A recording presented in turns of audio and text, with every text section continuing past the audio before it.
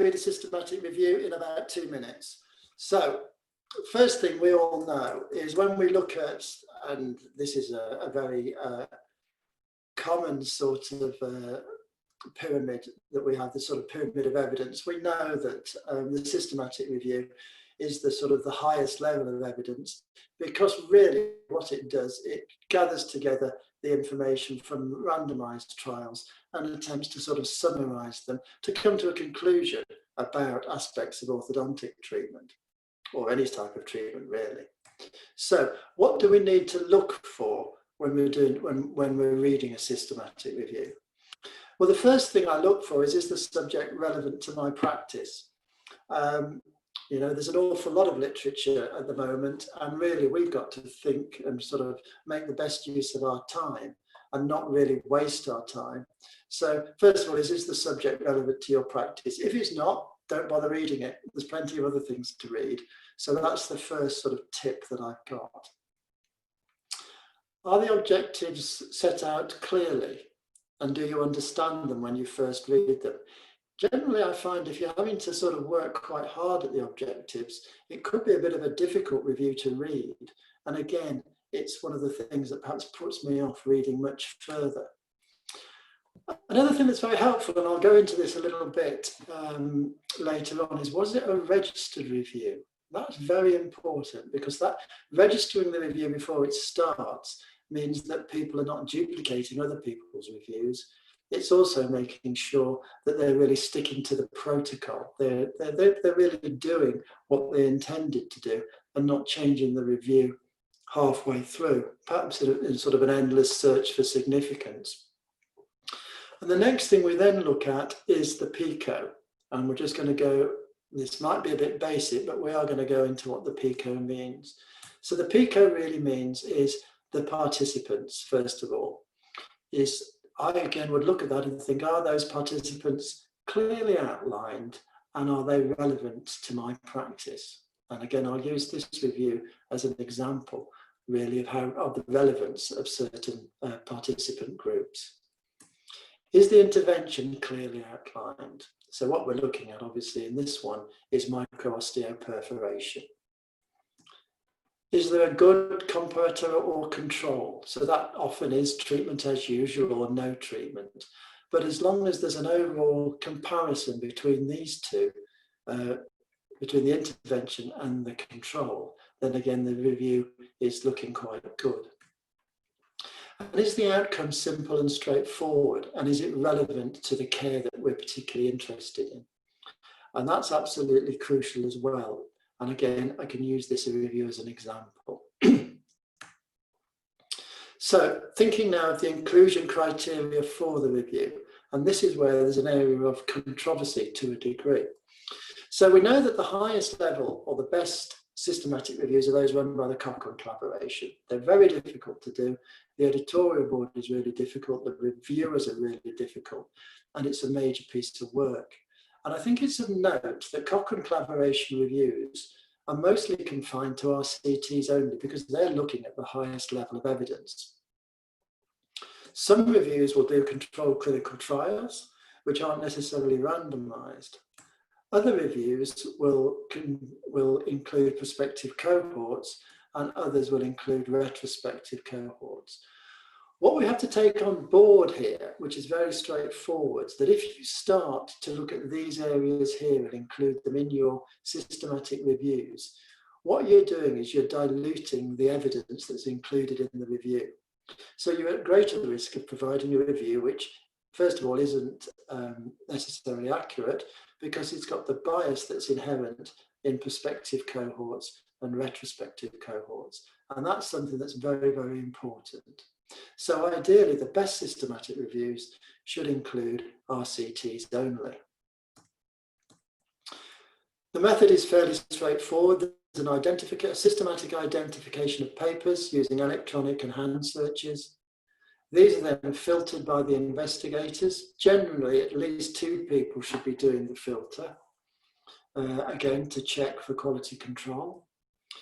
That then results in a final sample of papers, of which data can be extracted, again, by 2 people to make sure mistakes are not being made. And if there are mistakes or errors or differences between those two people who are doing this blind, they can have an overall discussion about it and decide, did they make an error or a misinterpretation? And then finally, the investigators again should independently work on this issue, which is risk of bias, which is overall trying to identify if the papers that are in the review actually are at various levels of risk of bias. And then finally, there's a concept called the grade initiative, and that really allows you, by applying the grade tools, to state really how much confidence you've got in the results of the review. So all those are very important and should be very clearly stated. Your data should ideally be looked at in terms of a meta-analysis. The meta-analysis should also reveal this concept of heterogeneity, which really is sort of noise around the studies. And it allows you really, again, to express how much confidence you've got in the data. The heterogeneity may arise from different clinical techniques, it may arise from methodological issues, and it may be statistical. In general, if your heterogeneity is getting greater than about 80%, you start to lose confidence in the data, and that's why this is very important to look at. And then you look at the overall risk of bias to come to an overall really decision, again, on how certain are you about the overall conclusions. The conclusions should be clear and they should be supported by the data, which is one of those concepts that's not always taken into account when people are writing papers. And again, at the end of the day, you need to look and you think, well, how much clinical uncertainty has that review really solved in your mind as a reader? So let's have a look at this paper, which was published in the AJO a couple of weeks ago. So what I'm going to do now is just switch through the paper. I'm not going to use fancy slides. I'm just going to go straight through the paper as it stands.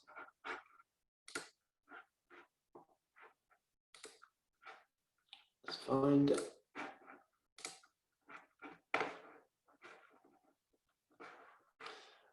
Okay. So, hang on, let me just move something out of the way. So, this paper was published in the AJO. It was done by a team based in Kuala Lumpur and Cairo in Egypt, and it was called The Effect of Micro-osteoperforation on Orthodontic Tooth Movement, a fairly standard systematic review and meta-analysis. Really, just to give it a little bit of a background here, is that really the point that they make at the start is that comprehensive orthodontic treatment with fixed appliances on average takes 19 months. And really that is influenced by the type of malocclusion, the complexity of treatment, and importantly, clinicians and patients' factors. And I think one of the things, just to take a little aside here, that's becoming more obvious as we're looking at methods of making teeth move faster or increasing the speed of orthodontic treatment, is that actually clinician factors are probably one of the things that explains more of the variation in treatment time than anything else. But we know that there's been all sorts of new developments such as vibration pills, potions, injectable things, attempting to speed up teeth. And one of them has been this sort of surgical insult, really, which attempts to change the bone metabolism.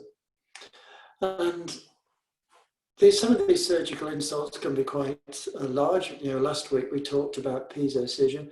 MOPs was a technique that was really developed, first of all, I think in America, where they used a propel device which just makes little small holes in the alveolar bone.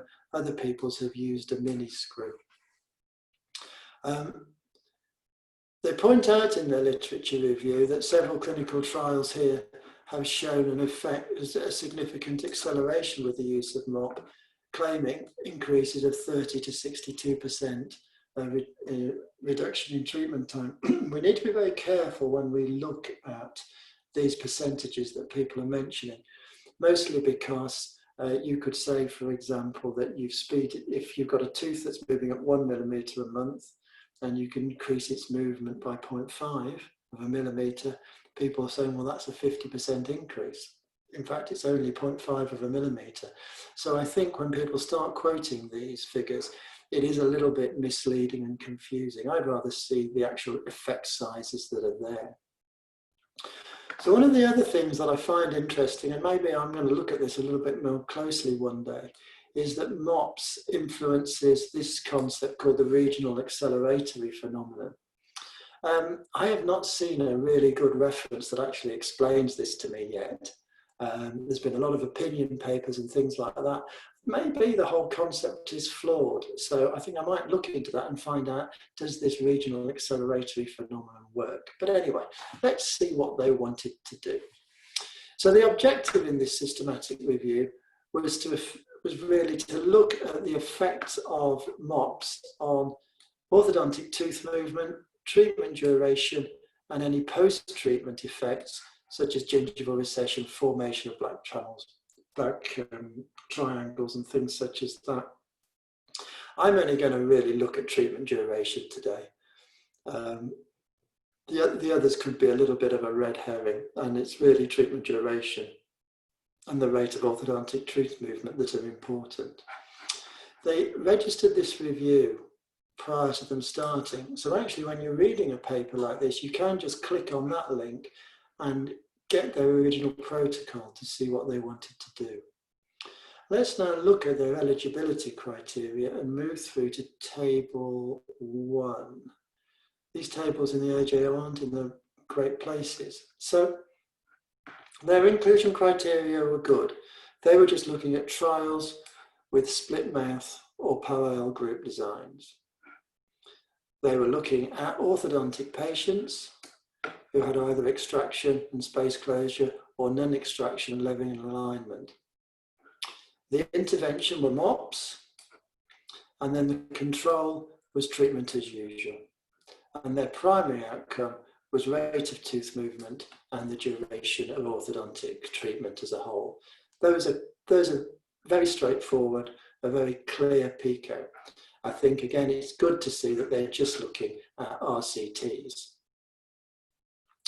They started in the usual way with electronic database search, hand searching, and then identification of the papers. Just moving down now, they did good data extraction performed by 2 reviewers independently. So again, it's looking like a good review. They use Cochrane collaboration risk of bias, and that really allows you to look at various factors that may lead to bias within a trial and come to an overall decision upon risk of bias. They did something here which I thought was very good. They said that any study that had one component of high risk of bias, which really meant that the trial has a high risk of bias, they actually excluded it from the meta-analysis. So they kept their standards high. I'm going to scroll past these tables because this is the way the AJO has set this out. Sorry, just to nip back. So this is their flow chart here, which showed really what they did and how they really worked through the papers. So the important concepts here is that initially they identified nearly 1900 sets of records. They filtered them through. They eventually found 8 trials which they wanted to include, and they included that in a qualitative synthesis. But interestingly, at the end of the day, they actually only found 2 trials that they could include in their quantitative analysis. So we're down to 2 studies. So what did they find? So they found 8 randomized trials, but only included 2 of them in their analysis. 4 of the studies looked at canine retraction with MOPs in the maxillary arch, and 4 studies looked at canine retraction in both the maxilla and the mandible. This table provides an awful lot of detail about each of the studies. I actually don't read these. It's like looking at a cephalometric table. It does provide useful information, but really, I haven't got time to look at this, but I trust the authors really to have identified any problems here, actually in their text. One thing that they found was very important is that there was a great degree of variation in all the studies. The observation periods went all the way to the end, from really 28 days to the entire periods of space closure. That actually causes a problem in terms of heterogeneity because it's different methods being done on each of the trials. So at the end of the day, they only looked at 2 studies in their quantitative analysis. They did say that there were 3 studies here, the one by Atri, Sivarajan and Haliclo. They used repeated episodes of MOPs throughout the treatment, but they decided to exclude them because of the heterogeneity. So actually, all they've got is 2 studies looking at the effect of single MOPs. So let's see what they've found. Now this was quite difficult to read because really the authors had rejected some of the studies because they were concerned about the bias. And then they went into a lot of detail here, reporting the individual measurements, saying that these studies favoured MOPs. But these were the ones that they'd excluded because of the heterogeneity and the risk of bias. So I think that's a little bit of a red herring in this paper.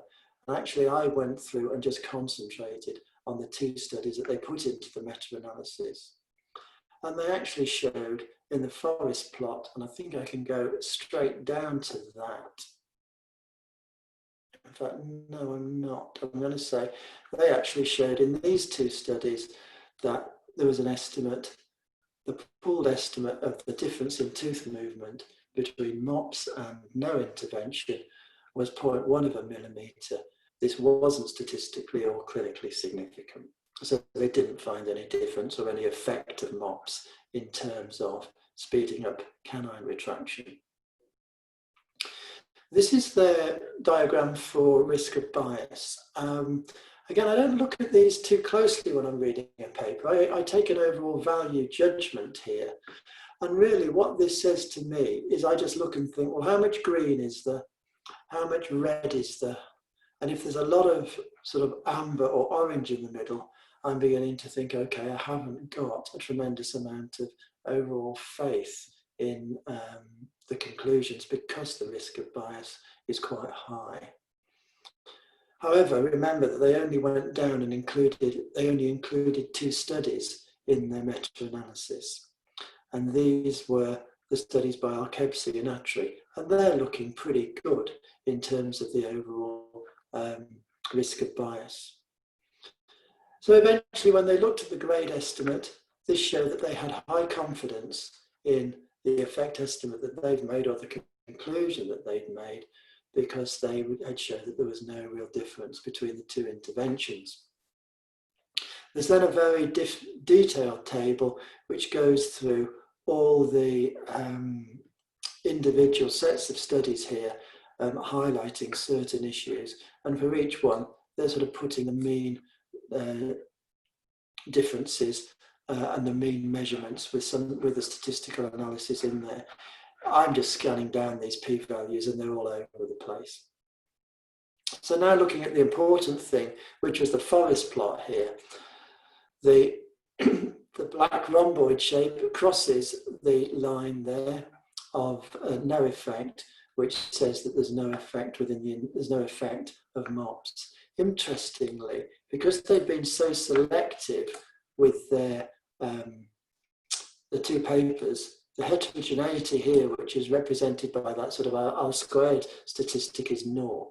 So there's no heterogeneity and there's also no effect of the intervention. So This is interesting. They've come to a conclusion that there's no effect or there's no evidence of an effect, but there have been several other systematic reviews which had different conclusions. And I think that's quite interesting. And they also went into a lot of detail here about why their review was different. Because what we're getting here is a duplication of systematic reviews. And I'm going to talk about the other two reviews that they've mentioned in more detail. Zipping through all sorts of things here, which are just the general discussion. The discussion in this paper was too long for what they found, and I found it quite difficult to follow, so I'm not really going to bother too much with that. We're just going to go straight to the conclusion. So they said, according to the evidence, they actually showed from 2 low risk of bias studies that a single application of MOPs does not accelerate orthodontic tooth movement, but the overall evidence regarding this outcome was low. So again, we're concluding in some ways that, similar to sort of lots of other orthodontic systematic reviews, that actually there's not much in the way of significant effects and more research is needed. There's no doubt that more research is needed. That it's very difficult to find a study which doesn't conclude with more research is needed, because that's what we should be doing. We should be carrying out more research. A single systematic review or a single trial does not give us the information that we really need to be certain. So I'm just now going to move to just to sum up a little bit with my slideshow, just to look at the 2 systematic reviews that they actually mentioned. So let's get this going again. So,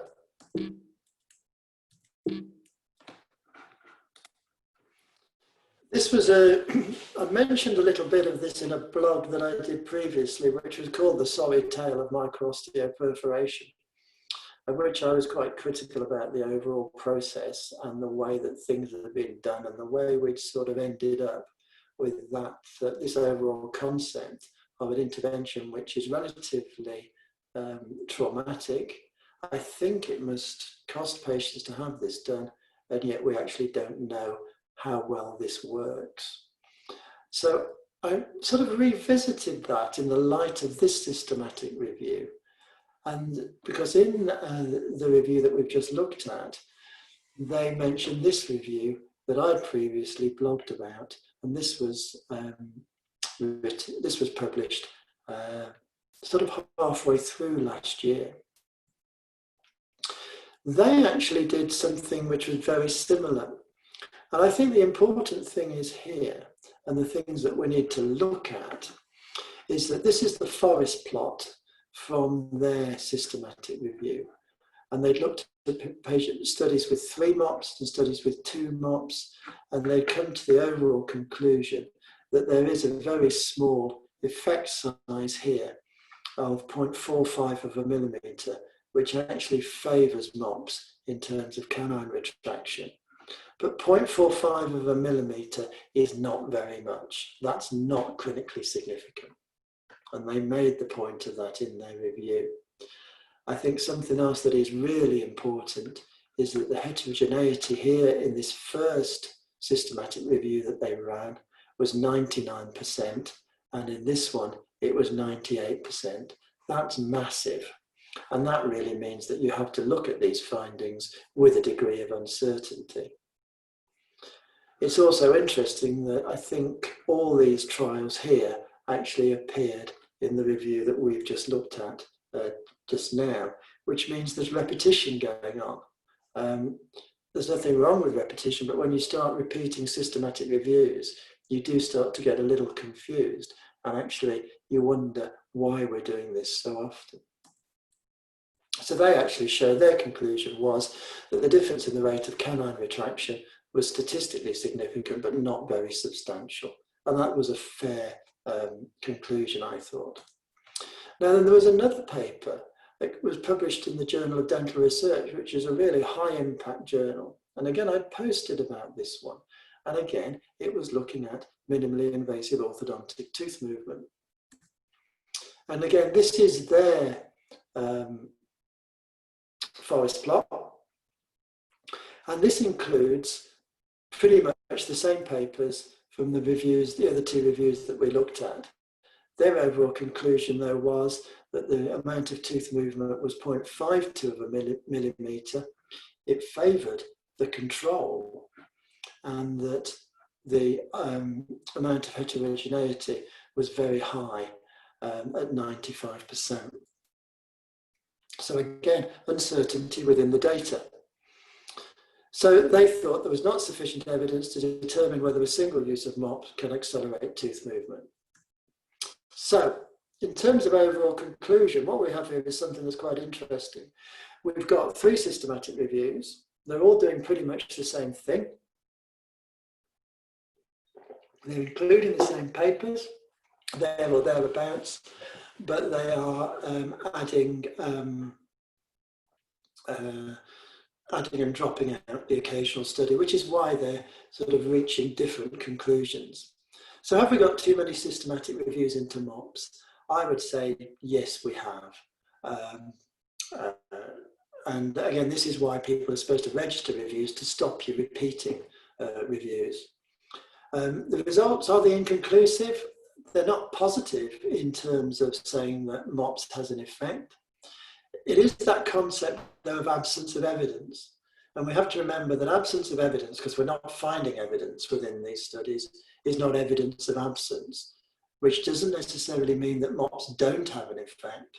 It means that we don't know if they have an effect, because that's where we are. And I think that's quite important when we consider the information that we're giving our patients, because really what we've got to be able to say to our patients is, we'd like to give you a local anaesthetic, then we'd like to make lots of little holes in your jawbone, and we actually don't know if it's going to work.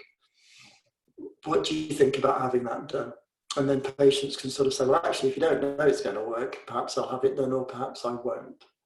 But at the moment, we can't say with any degree of certainty that MOPs do anything apart from make holes in people's gums. The important thing is that also all the studies have just looked at things like canine retraction, individual tooth retraction. I want to see a study that looks at the duration of overall treatment. That's the most important concept. I don't care if space closure is 2 months faster, if at the end of the day, the overall duration of my treatment is the same. So I want to see a study. I'd like to see these studies followed up so that we can look and see if they have an effect on something that matters to patients, which is the overall duration of treatment. So that's the tale of micro-osteoperforation.